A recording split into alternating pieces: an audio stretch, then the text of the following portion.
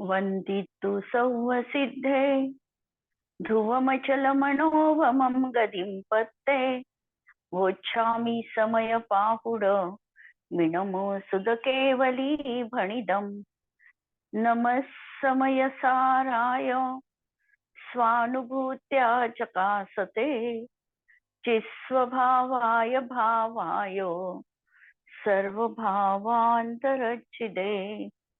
अंतिम शासन नायक 1008 भगवान महावीर स्वामी की जय। द्वादशांग श्रुत देवी की जय। स्वाध्याय कक्ष संपेपर्यंत आपणा सर्वांना चतुर्विध आहाराचा त्याग असणार आहे। समयसार ग्रंथ आपण बघतो आहे आणि कर्ता कर्म अधिकार सुरू आहे आणि त्यातही आमची शेवटची समापनाची गाथा सुरू आहे।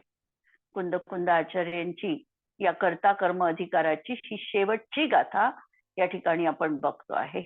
आणि या गाथेमध्ये पक्षातिक्रांत समयसार कसा असतो, आत्मानुभूती घ्यायची असेल तर कोणती प्रक्रिया आम्हाला जीवनात अंगीकार करावी लागेल, कोणत्या माध्यमातून आम्हाला जावं लागणार आहे याची गाईडलाईन देणारी ही गाथा आहे।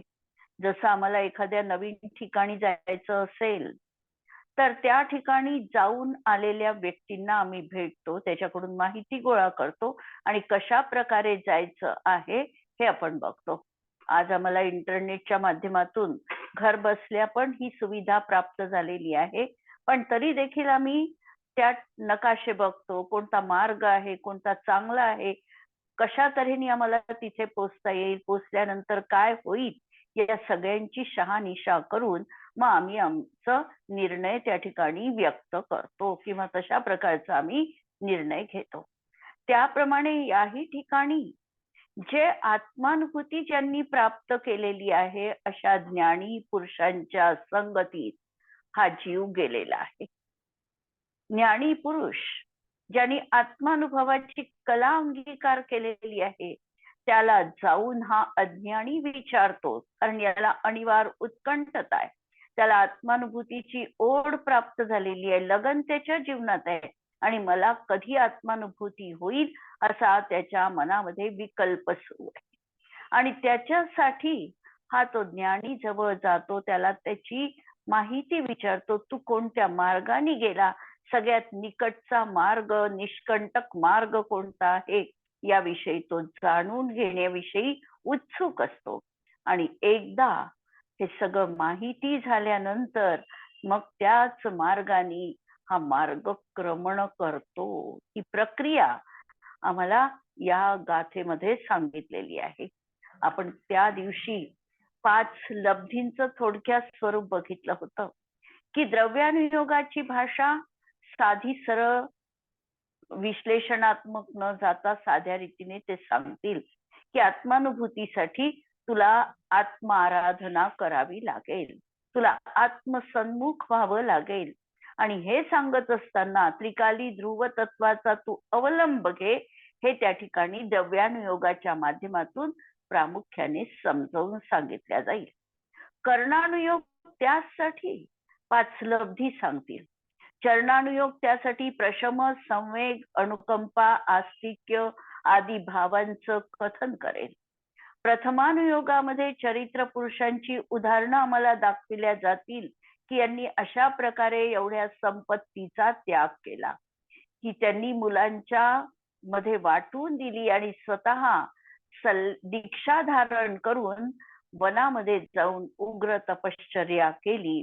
प्रथमानुयोगाच्या ग्रंथांमध्ये ही प्रक्रिया आम्हाला सांगितली जाईल आणि त्यानुसार आम्हाला देखील त्याच पद्धतीने जायचं आहे। आम्हाला अशाच तऱ्हेने आमच्या आत्मतत्वाला उपलब्ध करायचं आहे। 4ही अनुयोग असले, मार्ग थोडा वेगवेगळा असला तरी त्यांचं डेस्टिनेशन मात्र एकच आहे, आत्मानुभूतीची प्राप्ती करणं। आणि अशी ही आत्मानुभूतीची प्राप्ती हा जो समयसार अनुभवाला येणार आहे, हा समयसार पक्षातिक्रांत असणार आहे। कोणत्याही एका पक्षाकडे तो झुकलेला असणार नाही किंवा मनामध्ये मी निश्चयनयाचा पक्ष घेतला आहे असा विकल्प अंतर्जल्प राहणार नाही।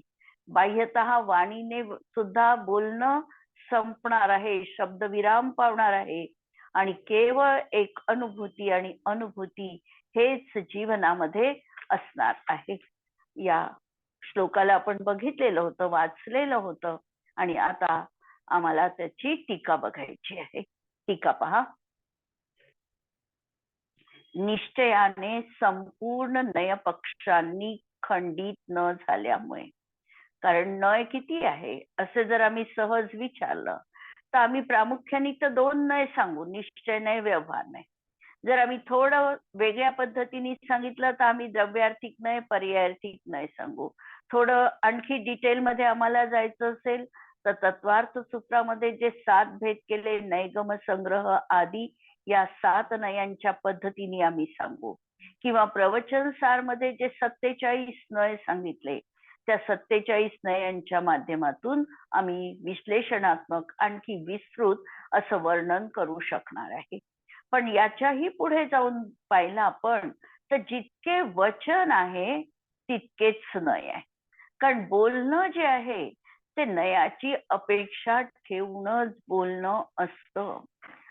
त्यांनी एक उदाहरण दिलं आगमामध्ये की कावळा कसा आहे असा जर कोणी प्रश्न विचारला तर साधारणतः उत्तर हे येईल की कावळा काळा असतो.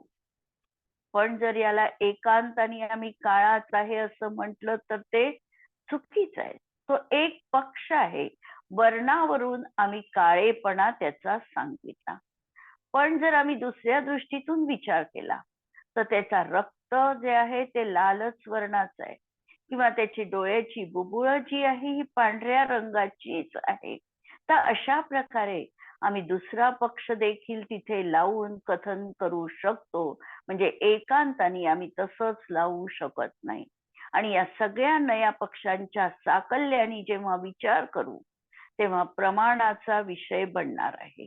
सगळे न एकत्रित केल्यानंतर एक अखंड अभेद असा प्रमाण पक्ष त्या ठिकाणी उपस्थित होईल. आणि असा हा आत्मा जो आहे हा मात्र नयानी खंडित होणार नाही. आम्ही सांगितलं की आत्मा बद्धही आहे आणि आत्मा स्पृष्टही आहे, व्यवहार नाही. आत्मा अबद्ध आहे, अस्पृष्ट आहे, निश्चय नाही.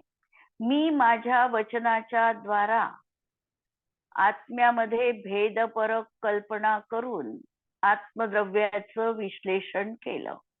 पण माझ्या विश्लेषणाने आत्म्याची अखंडता खंडित झाली नाही. आत्मा जो अखंड आहे तो अखंडच आहे. उदाहरणार्थ बघू शकतो आपण की साखर आहे. समजा साखर आहे तर मी माझ्या दृष्टीतून चवीच्या दृष्टीतून म्हटलं की साखर गोड आहे. रंगाच्या दृष्टीतून म्हटलं पांढरी आहे.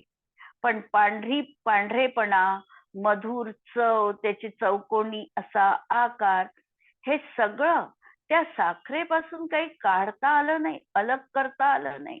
म्हणून ती साखर नावाची जी काही डली आहे ही त्यांनी अभेदच आहे, खंडित झाली नाही.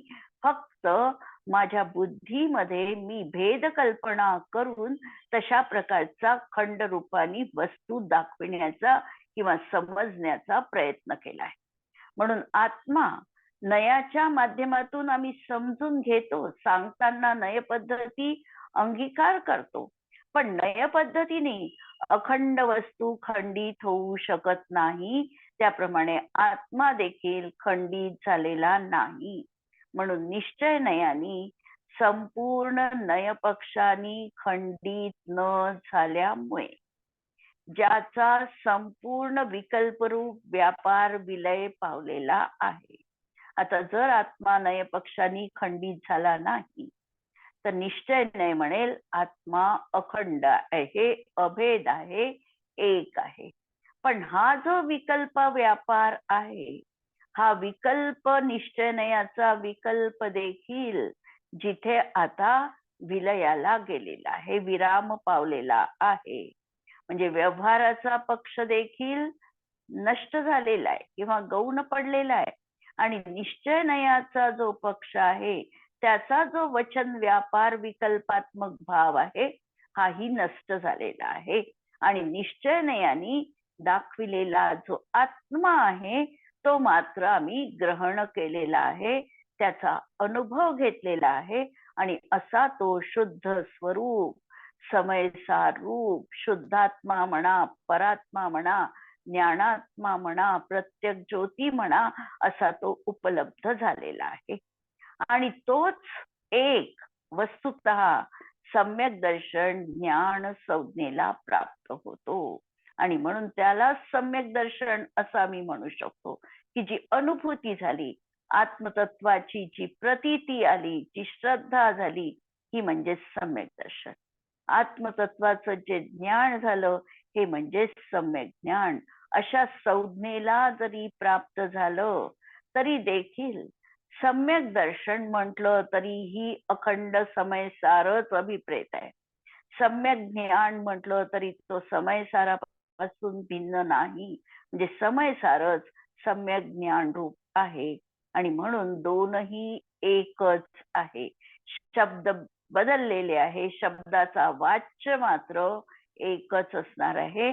समयसार रूप आत्मा, शुद्धात्मा हा या सम्यक दर्शन किंवा सम्यक ज्ञानाचा वाच्य आहे.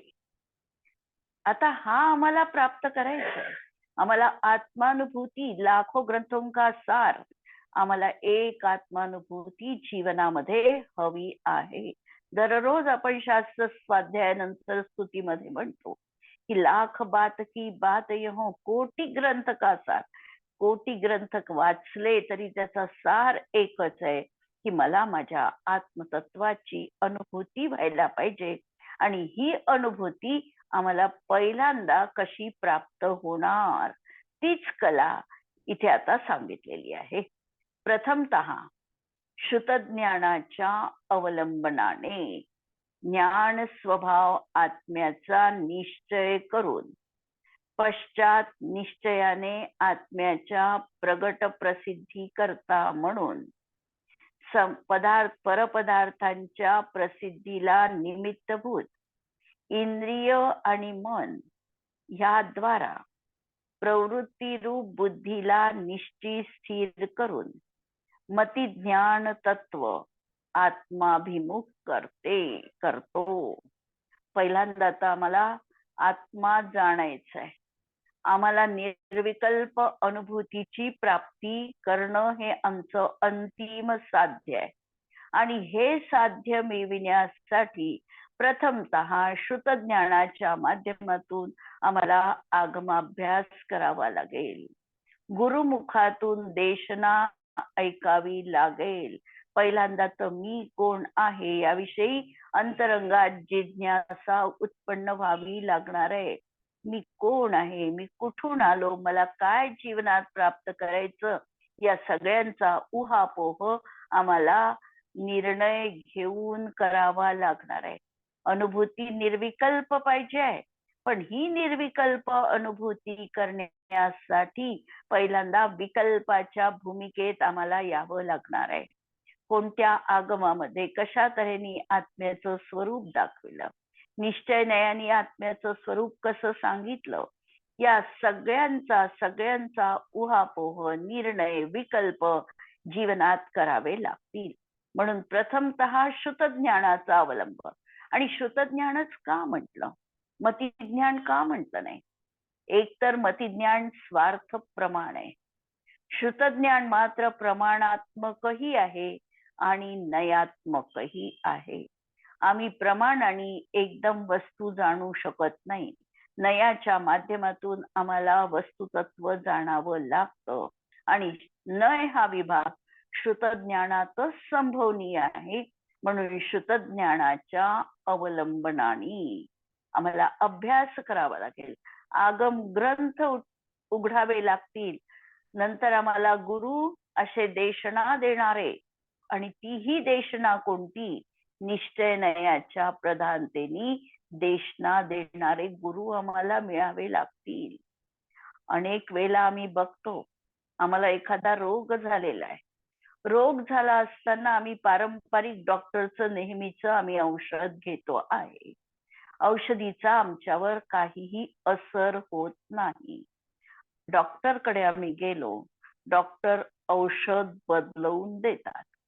कधी कधी डॉक्टर औषध बदलवून देऊनही आम्हाला औषध लागू होत नाही आणि अशा वेळी आम्हाला औषध नाही, डॉक्टर बदलावा लागतो. मग आम्ही दुसऱ्या डॉक्टरचं ओपिनियन त्या ठिकाणी घेतो. आगमामध्ये देखील असंच आहे. अनादी कालापासून आम्ही असे उपदेश आज तागायत पर्यंत ग्रहण केले. अशी औषध, उपदेश याचा अर्थ या ठिकाणी औषध, असं औषध घेतलं की आम्हाला मुक्तीचा मार्ग सापडला नाही. औषध बदलून बदलून घेतलं, डॉक्टर तोच ठेवला, पण तरीही आज तागायत पर्यंत उपयोग झाला नाही. कारण आजही आम्ही संसारात आहे म्हणून उपयोग झाला नाही. मग आता निदान या भवात आम्हाला औषध आणि डॉक्टर दोनही बदलून पाहावं लागेल. आणि म्हणून आज तागायत पर्यंत जो काही आम्ही अभ्यास केला असेल त्याच्या थोडा वरचा उपदेश किंवा वरचा अभ्यास आणि आत्मचिंतनाची भूमिका जीवनात आम्हाला आणावी लागेल. आणि म्हणून आमच्या ज्ञान स्वभावाचा पहिल्यांदा आम्हाला निर्णय करावा लागेल. मी कोण आहे, मला काय प्राप्त करायचं आहे, हे अंतर्मुख होऊन आम्हाला त्याचं अन्वेषण जीवनात करावं लागेल. हे अन्वेषण करण्यासाठी महावीर स्वामींना मारीचीच्या जीवनापासून सिंहाच्या पर्यायीपर्यंत भव धारण करावे लागले. अनेक लोकांचं आम्ही चरित्र वाचतो आणि हे चरित्र वाचत असताना आम्हाला दिसतं त्या ठिकाणी की ते पहिले कसे होते आणि पहिले कसे होते आणि त्यांच्या जीवनामध्ये महत् अंतर कशा तऱ्हेने आलं. त्यांनी आपली उपास्य पद्धती, आराधना पद्धती कशा तऱ्हेने परिवर्तित केली आणि मग जीवनातलं अंतिम सत्य त्यांना उजागर झालं. आणि कधी कधी तर आम्ही हेही बघतो की हे अंतिम सत्य या संसाराच्या झगमगाटामध्ये आम्हाला कधी कधी असूनही दिसत नाही. कारण हा एवढा भौतिकतेचा प्रखर प्रकाश जीवनामध्ये आहे की या प्रकाशामध्ये आमचीच वस्तू आम्हाला त्या ठिकाणी सापडत नाहीये. कधी कधी मंद प्रकाशात आणि तल्लीनता जीवनात आली की आमची वस्तू आम्हाला चटकन दिसते, ती प्रतिभासीच होते. कधी कधी प्रखरतेमध्ये आम्हाला ती वस्तू दिसत नाही आणि तेच आम्हाला पाहायचं आहे की आम्हाला आमच्या आत्मतत्वाचा निर्णय करायचा आहे.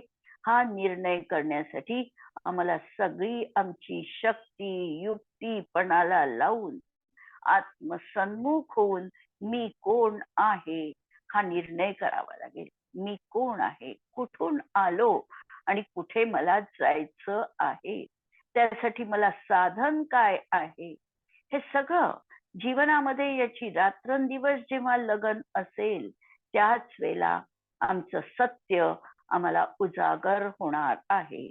म्हणून विकल्पात्मक भूमिका सुरुवातीला घेऊन ज्ञान स्वभाव आत्म्याचा निश्चय करून भक्तांबर काव्यामध्ये मानतुंग आचार्य म्हणतात, मन्ने वरम हरिहरा दयेव दृष्टा दृष्टेषु येषु हृदयं त्वयितोषमेति किं वीक्षितेन भवता भुवियेन नान्या कश्चिन मनोहरति नाथ भवांतरेपी. हे भगवन, बरं झालं मी हरिहरादिक देवांना बघितलेलं आहे. मन्नेवरम हरिहरा दयेव दृष्टा. आणि हे पाहिल्यामुळेच जणू तुझी वीतरागता किती श्रेष्ठ दर्जाची आहे हे मला कळून चुकलं. रागींच्या जीवनातली आकुलता ही मी पदोपदी अनुभवलेली आहे आणि म्हणून निराकुलतेची महती मला जीवनात कळलेली आहे. आणि म्हणून मी सर्व आधी बघितलं आहे. त्यामुळे तुझ्या ठिकाणी जो अलौकिक आविष्कार मला दिसला तो इतरत्र कुठेही दिसला नाही. आणि म्हणून आता भवभवांतरी देखील या तुझ्या वितरागतेपासून मी कधीही चलायमान होऊ शकणार नाही. भक्तांबर काव्यामध्ये मानतुंग आचार्य आदिनाथ भगवंतांचं स्तवन करत आहे. आणि असा हा आत्म्याचा निर्णय आम्ही जेव्हा सगळं बघू, अवलोकन करू, सर्व दृष्टीने समजून घेऊ, त्यावेळेला आम्हाला करता येणार आहे. मग पश्चात निश्चयाने आत्म्याच्या प्रगट प्रसिद्धी करता. आत्म्याची आम्हाला प्रसिद्धी करायची आहे, आत्मख्याती हवी आहे, आत्मानुभव हवा आहे. आणि म्हणून निश्चयाने परपदार्थांच्या प्रसिद्धीला निमित्तभूत. परपदार्थांची प्रसिद्धी ही इंद्रिय आणि मनाच्या माध्यमातून होते. कारण इंद्रियाचे विषय हे परपदार्थ आहे. इंद्रियाचा विषय पौद्गलिक आहे. स्पर्श इंद्रियानी स्पर्श जाणल्या जातो, मनानी मूर्तिक आणि अमूर्तिक दोनही जाणल्या जातात. पण जाणल्या जात असताना मन बहुतांश वेळा इंद्रियांचंच अवलंबन घेतं. म्हणून मनाला नपुंसक म्हटलेलं आहे, कारण मन पाचही इंद्रियांसोबत असतं. तर हे 5 इंद्रिय आणि मन ही जी परामध्ये जाणारी आमची बुद्धी आहे, याच्या माध्यमातून या बुद्धीला पहिल्यांदा आम्हाला स्थिर करावं लागेल.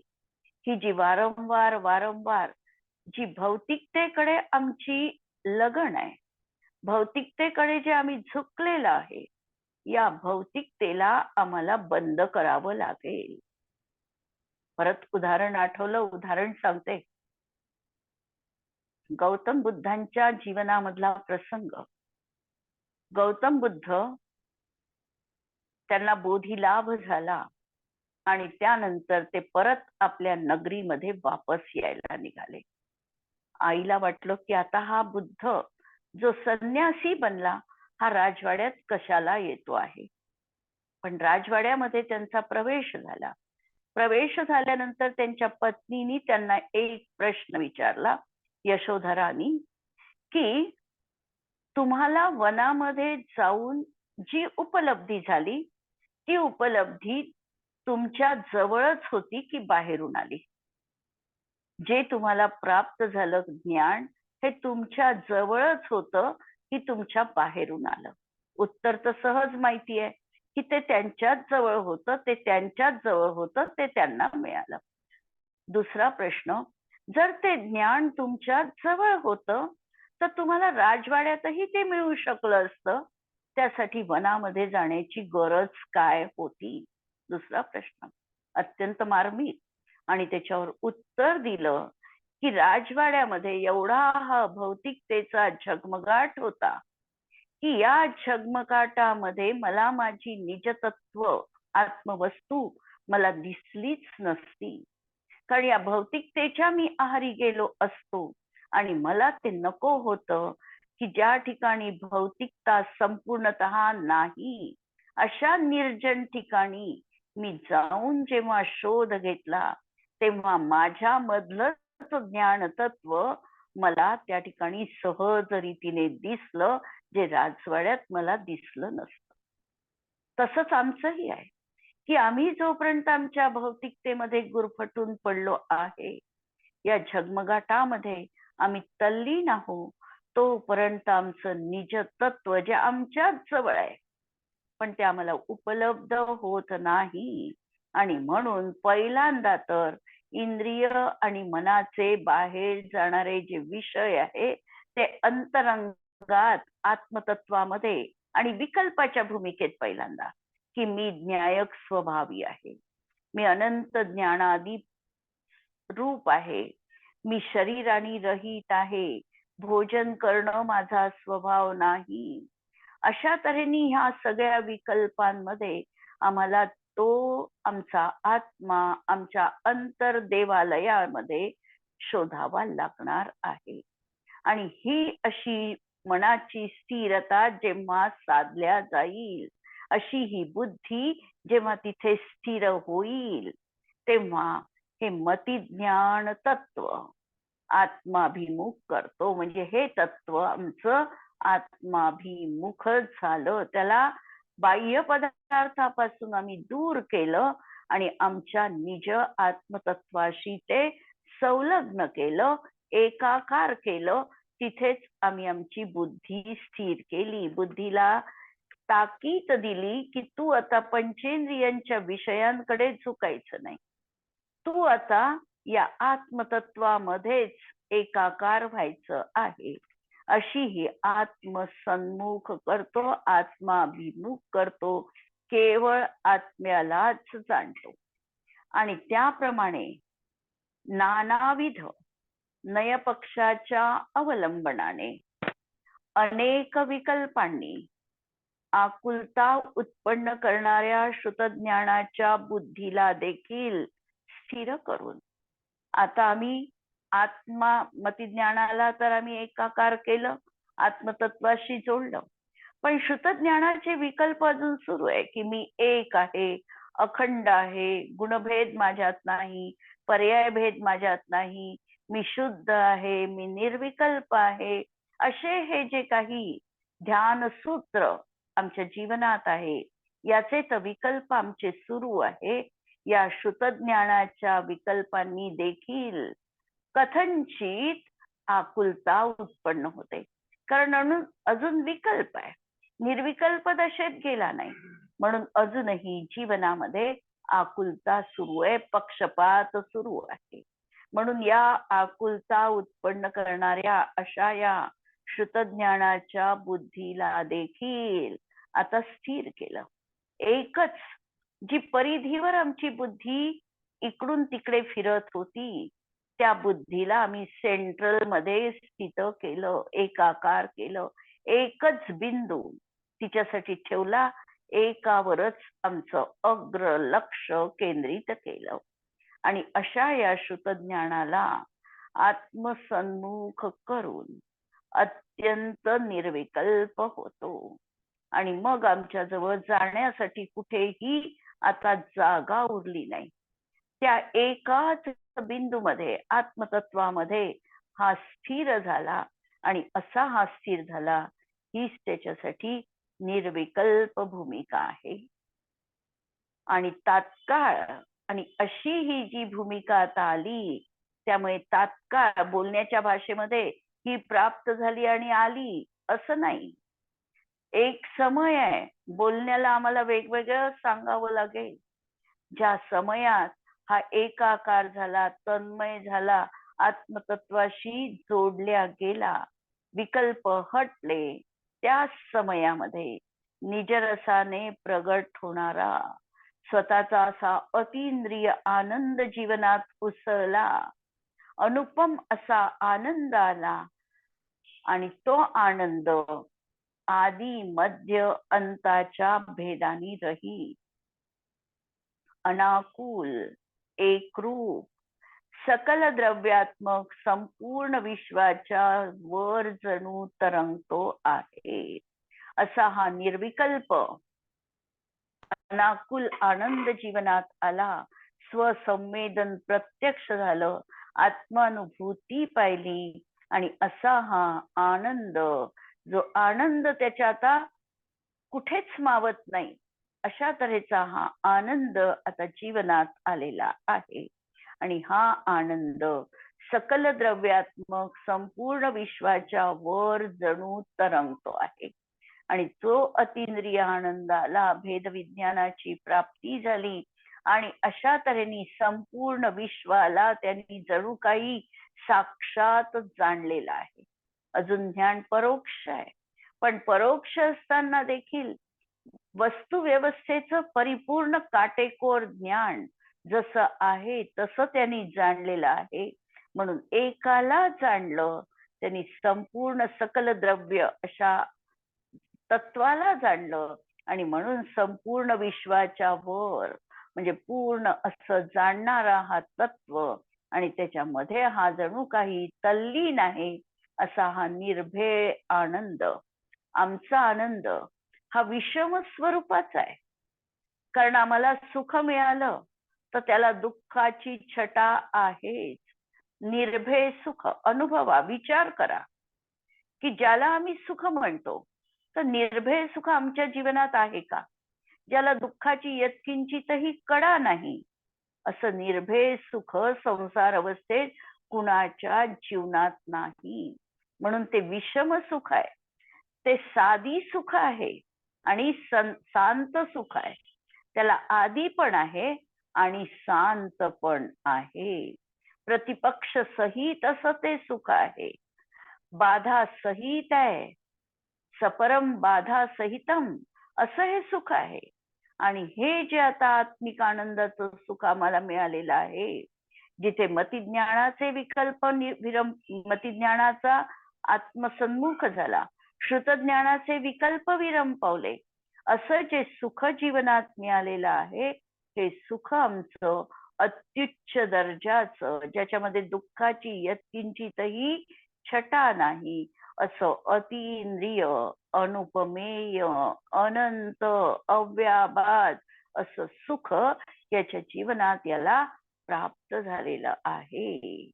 असा हा अखंड प्रतिभासमय चैतन्य बस अविनाशी विज्ञान घन परमात्म स्वरूप समय साराचा जेव्हा अनुभव करतो, तेव्हाच तो आत्मा समीचीन प्रकाराने पाहिल्या जातो. असा हा आत्म्याचा अनुभव झाला.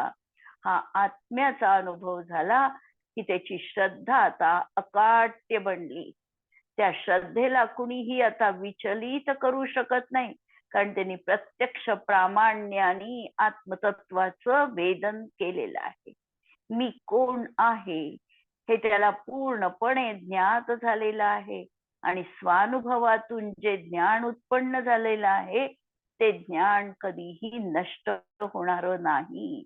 म्हणून असा तो जो समीचीन प्रकाराने आत्मा पाहिला, श्रद्धा केली, असं हे सम्यक दर्शन त्याच्या जीवनामध्ये त्याला प्राप्त झालेलं आहे.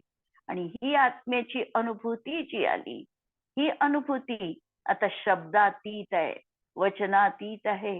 ही सांगता येणं शक्य नाही, कथनचित सांगता येऊ शकते, आणि कथनचित ती अनिर्वचनीय असणार आहे. आणि सम्यक प्रकारे जाणल्या गेलो. आणि एकदा श्रद्धा समीचीन झाली की सगळे आत्म्याचे गुण समीचीन झाले. श्रद्धा समीचीन झाली की ज्ञान समीचीन झालं, चारित्र्य देखील समीचीन झालं. भलाई तो चारित्र्य पाळत असेल नसेल, चौथ्या गुणस्थानाच्या भूमिकेत तो आलेला आहे. कदाचित अविरत सम्यक्त्व त्याला आहे. चौथी गुणस्थान अविरत म्हणजे व्रत त्याच्या जीवनात नाही. त्या ठिकाणी अचारित्र दशा आहे, पण अचारित्र दशा असताना मिथ्या चारित्र दशा नाही. ते त्याचं त्या चौथ्या गुणस्थानात जे काही आचरण असेल ते समीचीनच आहे. अष्टमूल गुणांचं काटेकोर पालन त्याच्या जीवनात आहे. सप्त व्यसनांचा त्याग त्याच्या जीवनात आहे. पंचेंद्रियाविषयीची आसक्ती त्याच्या जीवनात संपलेली आहे. असं त्याचं चारित्र्य त्या ठिकाणी ते सुशोभित आहे. आणि अशा तऱ्हेने तो जाणल्या जातो. इथे सम्यक दर्शन आणि सम्यक ज्ञानाची चर्चा केलेली आहे. पण चौथ्या गुणस्थानामध्ये जे काही आचरण आहे, हेही मिथ्या चारित्र स्वरूप म्हटल्या जात नाही. म्हणून हा समयसार सम्यक दर्शन आणि सम्यक ज्ञान आहे. अशा तऱ्हेने आम्हाला देखील आमच्या जीवनामध्ये आमचं लक्ष देखील एकच हवं आहे. आणि एकच प्रत्येकाचं आहे की मला आत्मानुभव या भवात तरी व्हायला हवा आहे. अनंत भव आमचे निरर्थक गेले. निदान हा भव आम्हाला असा प्राप्त होऊ दे की या भवामध्ये आम्हाला काही साध्य नाही झालं तरी चालेल, पण आमची ही मनुष्य पर्याय आहे. त्यामध्ये जैन धर्म मिळालेला आहे. समयसार सारखा द्रव्यानुयोगाचा ग्रंथ आमच्या हातात आहे. आणि त्याचं प्रतिफलन माझ्या जीवनात काय हवं असेल तर या ग्रंथाच्या स्वाध्यायाने मला माझा निज आत्मा प्रतीतीत आलाच पाहिजे. ही भावना निरंतर निरंतर आम्हाला भावायची असणार आहे. उद्याला आपण पुढचे हे श्लोक बघणार आहोत. जिनवाणी के ज्ञान ते सुझे लोकालोक, सो जिनवाणी मस्तक नमून सदा देत हूँ घो. नमो अरिहंताणम नमो सिद्धाणम नमो आयर्याणम नमो उज्जायाणम नमो लोये सव्वसाहुणम. सर्वांना जय जिनेंद्र.